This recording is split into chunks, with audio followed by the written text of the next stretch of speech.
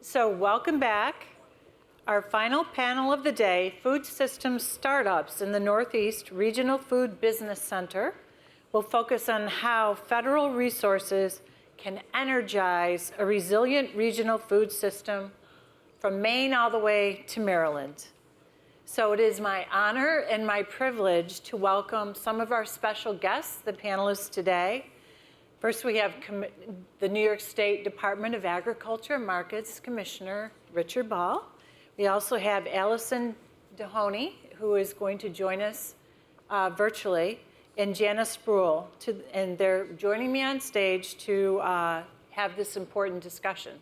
So what we'll start with is to have each speaker introduce themselves and say a little bit about their background. So Commissioner, why don't you start off? Awesome, thank you so much. And first of all, it's a great honor to be with you, Center of Excellence for Ag and Food here in New York.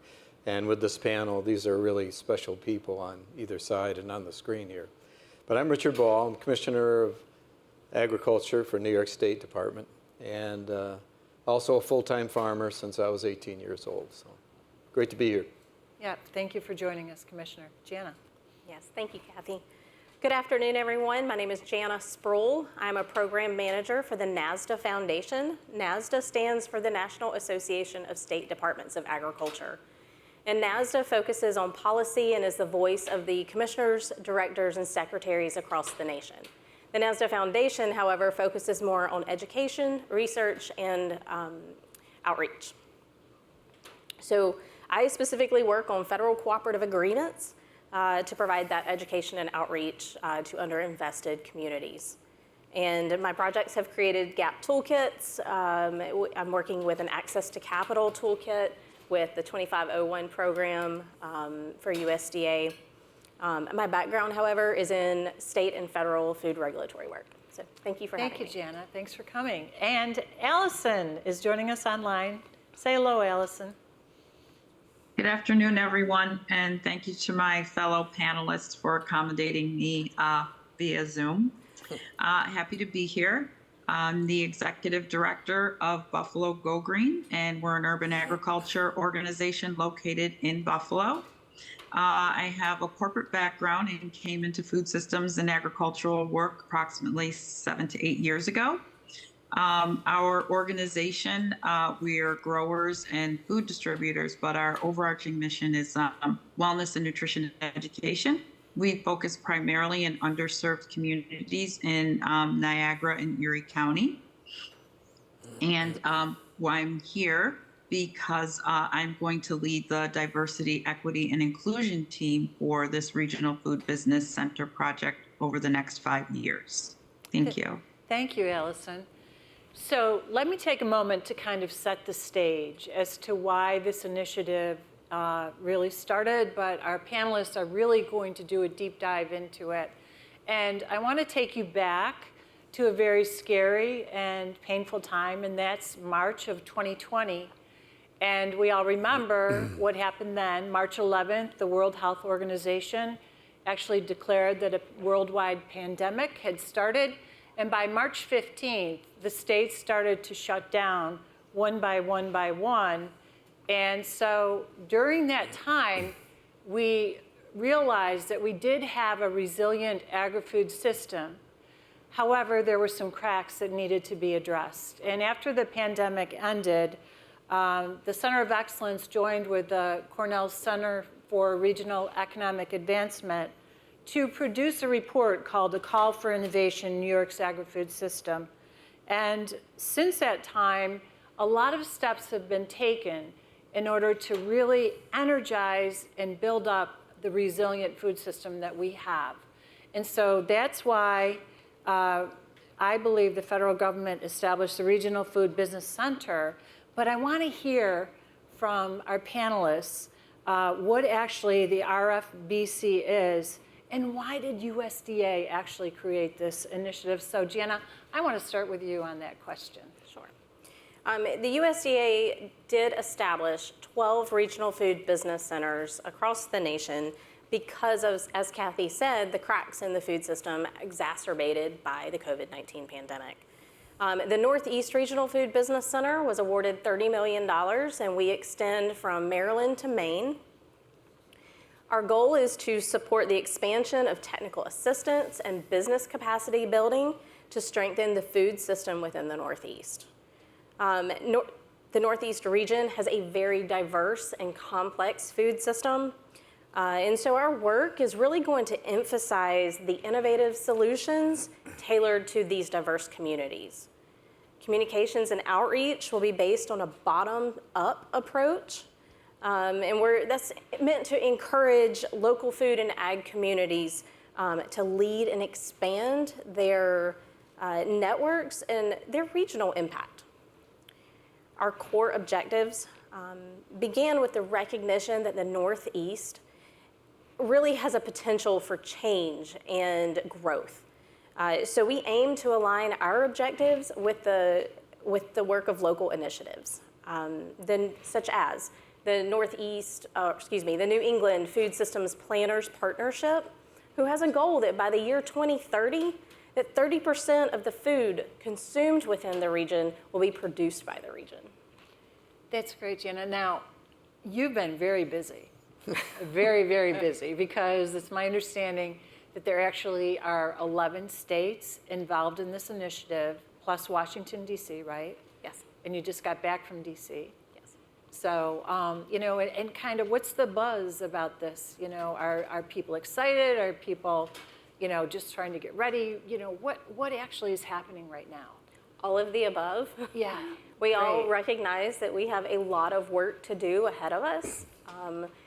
There's been a lot of work that has been done in this space, but really the network and the coordination hasn't been there. Mm-hmm. So we're going to be able to really move forward with that, and not just in our region, but across the nation with all of the centers. Right. So I think there's strength in numbers and strength in, everyone pulling in the same direction, right? Yes. So that's great. And so I want to find out, how did each organization get involved in this? And I know, Commissioner Ball, you've been involved in agriculture for a long, long time, both as a farmer but also as a leader. And we appreciate everything that you do for New York. But why do you think this is important? I know you serve on regional efforts with other states quite often. But tell me about how New York actually decided to jump in. Well, thanks. Yeah, great question. I think that, at Ag and Markets, our vision for probably the last 10 years anyway has been about connect the dots. Wherever we can connect the dots, connect people to our food system in a better way. For me, when I was asked to be Commissioner of Ag, one of the questions I get a lot is, do you talk with other commissioners, secretaries, and directors around the country? And we talk all the time. And so post-COVID, you laid out the scenario very well. And, we learned some things about the food system that needed changing. I'm personally remembering back to a couple of meetings I had with Secretary Vilsack when he talked about the need to focus not just on food security, but focus on nutrition security. We could talk about that for a long time. We also talked about transforming the food system because of lessons we learned from COVID-19. So I think we were watching very closely to see what USDA was up to. And when we saw this opportunity, we just saw this was a great opportunity for the region, not just New York State. We've always had a great relationship with Secretary Vilsack in New York State. He went to college here, went to law school here, lived here, and we're personal friends. But when we saw this opportunity come forward and the regional nature of it, we naturally looked at the northeastern states, NASDA we call it. We looked at NASDA all across the country and said, this is a great opportunity to think regionally, think collaboratively, work together, incorporate lots of thoughts. And it was a natural to involve NASDA in helping us put this together. So I think those are the things that primed us to be ready for this opportunity when it showed up. And frankly, I feel like a lot of planets are lining up here. I mean, we're here today, Grow New York. I mean, you guys are looking to the future. You're thinking about the food system, what it ought to look like going forward. So are we. Excellent. Thank you very much. How about you, Allison? How did you get involved?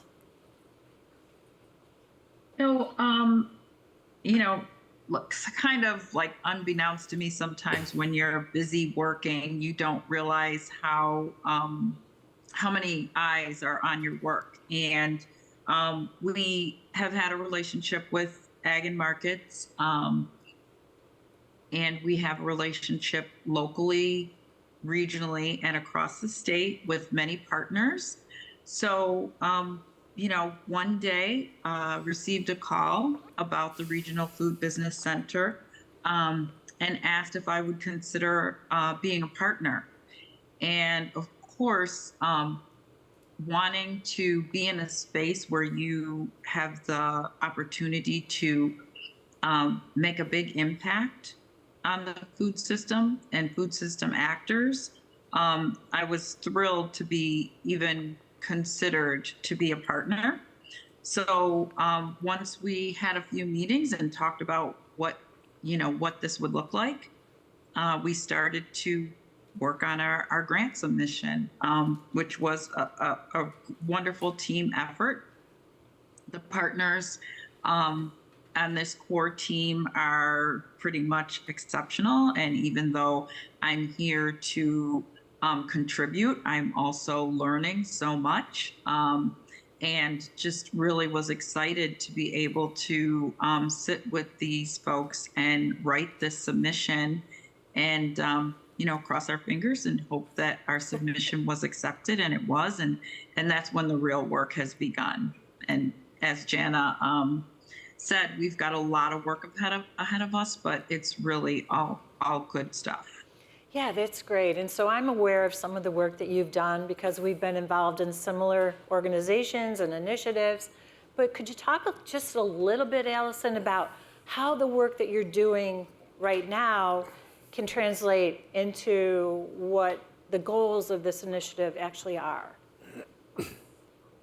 So we are really tasked with making sure that diversity, equity, and inclusion is like grounded in all of this work, in all aspects of the work. And that really comes organically for our organization. We are a diverse organization. We work in diverse communities. And because we are in an urban farming space, but we also need and partner and work with our rural farmers, we understand that complexity. We understand the commonalities and the differences, and we understand the challenges that both rural and urban farmers face. A lot of them are different, but there are many similarities. So I think that positions us well to be in a space where our focus is diversity, because it means ethnic diversity, age diversity, diversity in agricultural and food systems. Like, what does that look like?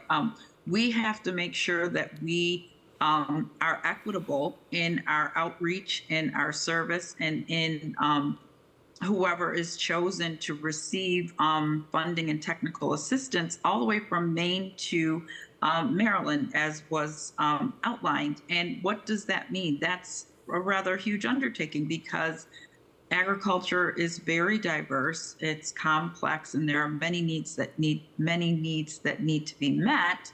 So we feel like we're kind of uniquely positioned with a lot of support and assistance to serve in this role. That's great. Thank you, Allison, for that answer. And so, Commissioner Ball, as you said, I mean, you're literally leading the front lines in food and agriculture all across the state, and you're obviously very plugged in, as you said, with the USDA and the leadership there, and also with other states. But from your perspective, what are the greatest challenges that are currently facing the Northeast food system? Like, what do you see out there, Commissioner, that maybe is concerning to you, or that you feel we need to take some action on? Well, I don't want to dwell on challenges too much, otherwise we'll get depressed here. The challenges are enormous. Yeah. They really are. First of all, our food system is probably 3 or 4 generations removed from the farm. Mm-hmm. 3 or 4 generations ago, everybody's grandmother, grandparents, or their parents were connected to agriculture much closer. So that's a challenge. It's also a great opportunity. I think one of the biggest challenges I see as I get around farms in New York State and around the country is uncertainty. We've got wars going on around the globe. We're uncertain about where that's going, what that means to our markets, to our supplies. We've got challenges in Washington, D.C. with getting budgets done and getting agreement about the most complicated piece of legislation that goes through Congress every 5 years, the Farm Bill. They got us a one-year extension here, which is great. But uncertainty about the market, uncertainty about the climate, uncertainty about what's happening in our national government, also back at home. And having gone through, as you mentioned, the last few years of COVID-19, we saw such a disruption to the food system. Both ends of the food chain were hurt the worst. We had consumers who couldn't get access to the food they were used to getting in the grocery stores. But we saw farmers lose half their market. Half of what we produce in New York State and in so many other states goes into the institution world, goes to restaurants, goes to schools. And we saw that shut down. So we had both ends suddenly lose half their market or not have access to food. That's a huge challenge. But it did show us, as Allison mentioned, and Janna did also, that it exposed some of the things in the food chain that we could work on. So I think, that challenge, we can turn into an asset, because here in New York State, we've got the resources. And we have to remember the lessons that we learned from COVID-19. We need to focus on the opportunities that we have here. I think that it's a great challenge, but if you look at it, here, certainly in the Northeast, specifically, I can speak to New York State. We've got, great resources. We've got you with the Center of Excellence. We've got you people who are excited about the future. We've got some of the best farmers in the country here. We rank in the top 10 over 30 different commodities. We've got land, good land. We're not on fire. We have access to water. We get the best system for ag education in the country here in the state. And for us here in this room, we live and we work and we farm and we create ideas next to the biggest, most amazing, largest, most diverse marketplace anywhere in the world. So we've got big challenges, but challenges create big opportunities. Absolutely. Very well said. So with Janna, I want to throw this question to you. So Commissioner did a very good job of outlining some of the challenges, but how will the subawards work to address these issues? Because they're big ones, as he said. And what does the Food Business Center intend to do as far as taking action steps? Right. The subawards will empower the same communities who didn't have access to or had disruptions in food supply chain, had issues with food deserts, and just were really impacted by the pandemic and food access. Really to lead with their own solutions and entrepreneurship. We're going to stand with them and provide them with support, technical assistance, resource sharing, and network building. So what will the center do? Really, the subawards are going to be divided into technical assistance and then also specifically for farm and food businesses. Technical assistance awards are really meant for the technical assistance providers to really just guide those farm and food businesses, whereas the business builder awards are focused on building that capacity within their building, giving them a chance to expand their operations and really access those markets to help continue and create a sustainable food system for them.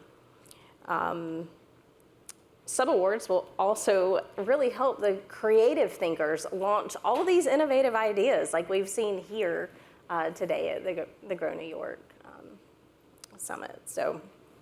But we recognize that the current challenges that we're experiencing and that the food system is experiencing, it's going to change in the next 5 years. And that's what our timeline is for the Regional Food Business Center. It means we need to be really forward thinking from a people perspective, from a trends, insights really insights driven. And so as we distribute those funds and we create that technical assistance and build those networks and those resource sharing hubs with the awards, we really need to think not just about today, but about what is it gonna look like in 1 year? What's it gonna look in 5 years? How can we keep the region sustainable? Thank you, yes. And Allison, what do you think about this? You're out there in the community every single day, and tell us what your thoughts are. Yeah, so you mentioned that you and I shared a workspace in the past as a result of COVID. In the Western New York area, we worked on a program called Food Futures Western New York, which is its sole purpose was to try to strengthen our regional food system, taking into account 9 counties and how we can, build and support and bolster the food actors and farmers in that system. So I think about that, and I think about expanding that across our region and into other states. And I think this opportunity will allow for the innovation to just grow, because do we really know what the folks in Rhode Island are doing as opposed to what's happening in Pennsylvania? And when you put together a space for all those food actors and growers to get together and be able to network, as Janna was talking about, and resource share, it can only spark additional innovation. And there are so many brilliant things going on in agriculture and in food systems, and there's so much, sometimes it can be overwhelming. And even though we have 11 states plus Washington, which is a large area, this is gonna be set up so that those folks in this region have a place, they have a space. While it's not going to be a brick and mortar space, but it's going to be a virtual space, and they'll have access to resources and information sharing. And so when I'm doing my day-to-day work, I see the need for that, even on a hyper-local level. So if there's a need for that on a hyper-local level, you can imagine statewide and nationwide. And when you parse out these regions and try to bolster that, I think innovation will grow, and it'll be better for all the food systems from hyper-local to our entire region. Absolutely. Janna, I want to ask you this. So how will the RFBC center its partnership building and outreach efforts to ensure that it's connecting to all of the targeted stakeholders? Because that's a big job also. It is.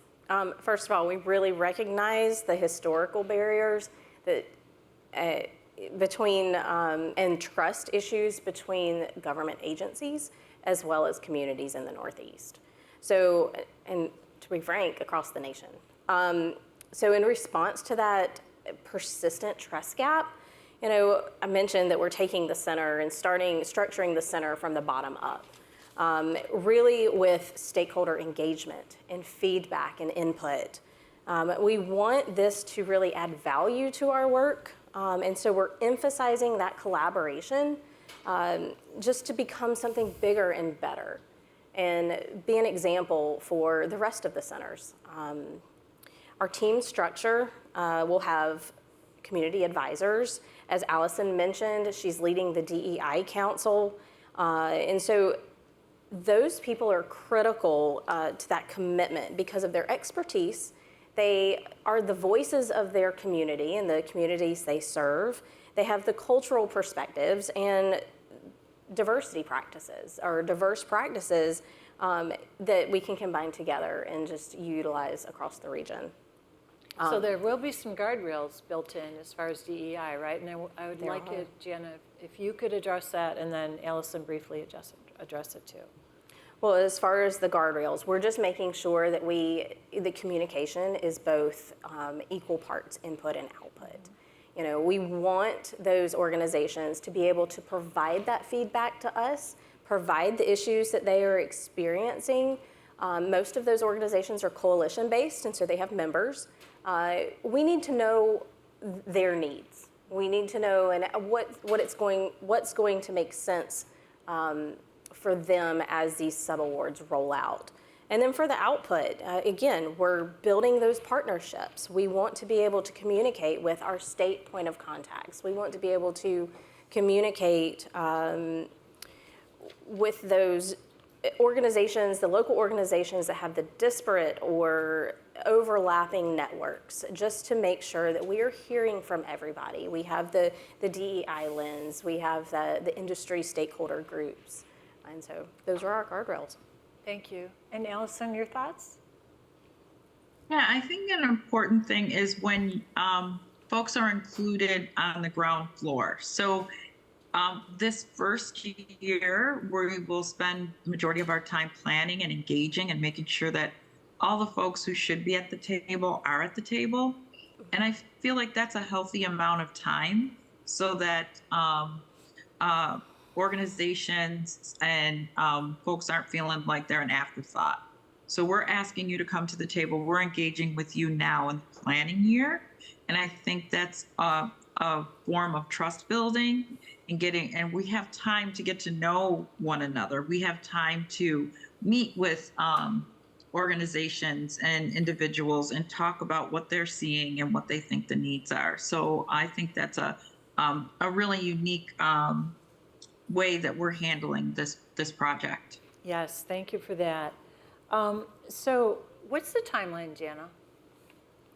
We are still in the early stages. However, we are working on that firm foundation of trying to build those groups. We want to ensure that those communities have that voice, but we also want to make sure that those organizations and those farm and food businesses that have been left out of previous funding opportunities are prioritized moving forward with this initiative, okay? So we're currently coordinating with USDA and the 11 other centers just to make sure there's consistency across the board. However, our immediate priorities. One, we want to expand awareness. We want to be in front of people, expand awareness so that when those awards are available, that people are well prepared and well equipped to apply for them when they come out. And then second, we've mentioned several times about building our collaborative structure and making sure that we have a team who can execute based on the voices of who's providing our input. Yeah, great. Now, Commissioner, I want to ask you this question because, as Janna said, this is going to take time to get off the ground, and people are working very hard to get it rolling. But what other programs are out there that the stakeholders can get engaged in right now or can help, as far as supporting the agri-food system? Well, sure. And this is why I'm optimistic in the face of all the challenges, because I see so many opportunities. First of all, I've said it before, but you guys, Grow New York. You're all entrepreneurs, all thinking about where this food system can take you and your businesses. And obviously, New York loves that idea. We're invested in that. But I see the alignment that New York has with USDA on so many levels. The transformation of the food system that Secretary Vilsack is so eloquent about talking about to make sure that as we look at this new farm bill, as we look at the food system going forward, that we include all of agriculture, not just really large commodities, but small farms and opportunities for small farms to participate in this great new venture going forward. So, I have to say, local food purchase assistance program in New York, we're going to call that New York Food for New York Families. But, a great resource in funding for New York. Think Nourish New York and taking it at the federal level. And we were flattered that they copied so many of the things that we fought hard to get into Nourish New York done. The Resilient Food System Infrastructure Grant, we were successful in getting that here in New York State. About $19 million to kind of be the glue between this great vision that NASDA with the Regional Food Business Center in New York and the Northeast State have together. that can really fill in a lot of gaps in funding and opportunities. Right here in New York, you know, we've been trying to connect dots for a long time, but we've never seen the level of funding coming from USDA to support things that we're also working on here in New York. And we've got a record budget this year, you know, in agriculture to help support those same programs. So this Grow New York Summit, new and beginner farmer funding, community gardens, urban farming funding, the grants that we have there, New York Grown and Certified, our brand for New York, helping more people get the infrastructure they need to accomplish the goals to get that, are just amazing. And I think, I hate to throw in another topic, but climate. We've seen so much happening, you know. My grandfather worried about the weather, I worry about the weather, but you know, today we have to think about climate change. But I see it, Secretary Vilsack sees it as an opportunity for farms to participate and having more market access. I mean, these are all great ways that I think we can leverage the funding and opportunities, technical expertise we see coming out of Washington with what's happening right here in New York State, from our urban areas right to our fields all across the state. Fantastic. Believe it or not, we're out of time. That was fun, so that went very quickly. But I want to thank each and every one of the panelists for joining us today. And I guess one question that I have is, how can people learn more? Because, you know, we're kind of rolling it out there a little bit today. I know there's a lot more that needs to be done, but Janna, how can people get involved or learn more about this initiative? Thank you for that question, because that was supposed to be said during the timeline. So anyway, we would love for you to become engaged. We have a QR code. I don't know if they're going to put it on the screen. A QR code, it shows our website. There you go. Our website, our email address, and we'd love for you to follow along, subscribe to our newsletter, just so that we can provide you with the updates. You know what information is coming. We'll host webinars. But the next step, I really ask that you share this. Please share it. Share it with your networks. Share it with anyone who might be interested in these subawards and who would qualify for these subawards. Thank you, Janna. So let's show our appreciation for our panelists. Thank you.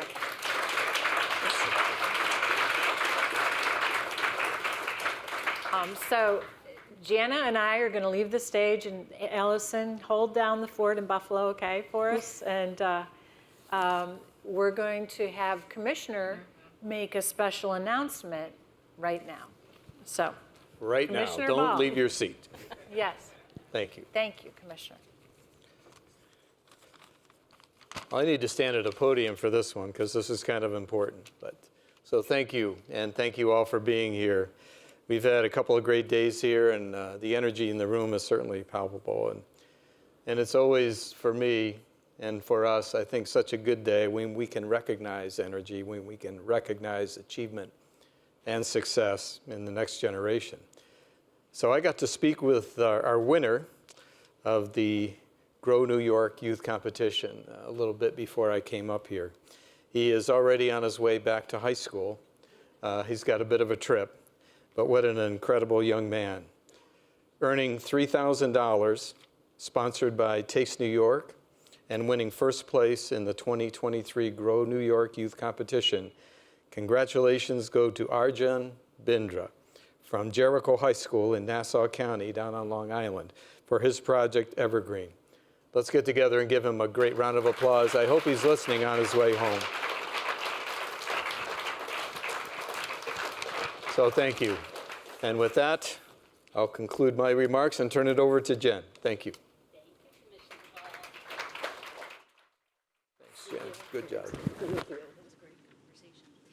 Okay, well, we are beginning to wrap up the day. I do want to make a little announcement that any students who are taking the bus back to Ithaca, please feel free to get up and leave the room even while I'm speaking, because the bus is waiting for you. So I want to say thank you to the commissioner and to Cathy Young for hosting the symposium. Really, the symposium, the panel conversations here, they are the heart and soul of the Grow New York Summit. It's great to be able to nurture startups. It's even more important to be able to engage the entire community in a conversation about where we're going in this region towards greater sustainability and resilience and equitability in our food system. I also want to thank Brian Bauer for his emceeing. I don't think he's in the room, but I will be buying him a drink later for sure. He's really helped, he's been a North Star for this program, and he helped me whip the judges into shape this afternoon. We at Cornell University couldn't have achieved our goals for Grow New York without the support of New York State, our team of mentors, the esteemed speakers that brought our symposium to life, and our partner group. You can meet a lot of these folks at the award ceremony after this concludes. We're also indebted to our Grow New York Summit sponsors, Farm Credit East and Wegmans. Both have been with us from the very beginning, and we could not make the summit as lively as we do without them. And finally, we're grateful to those of you watching. If you've stayed with me online, God bless. And those of you in the audience for your participation. The energy that you bring to the summit really matters.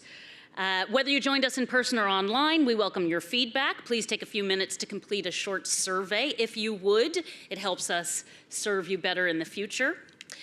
I have in my script that the judges are busy deliberating who should win the $1 million prize, but the fact is the deliberation is done. And so we are just really looking forward to having the award ceremony and to toasting them and to toasting all of the finalists and making them feel like they have an important role to play here in the region.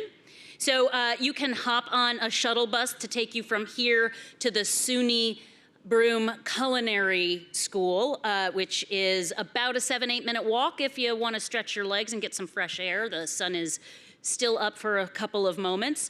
But that shuttle runs every 15 minutes from about 5:15 until about 8:30. It'll bring you right back here.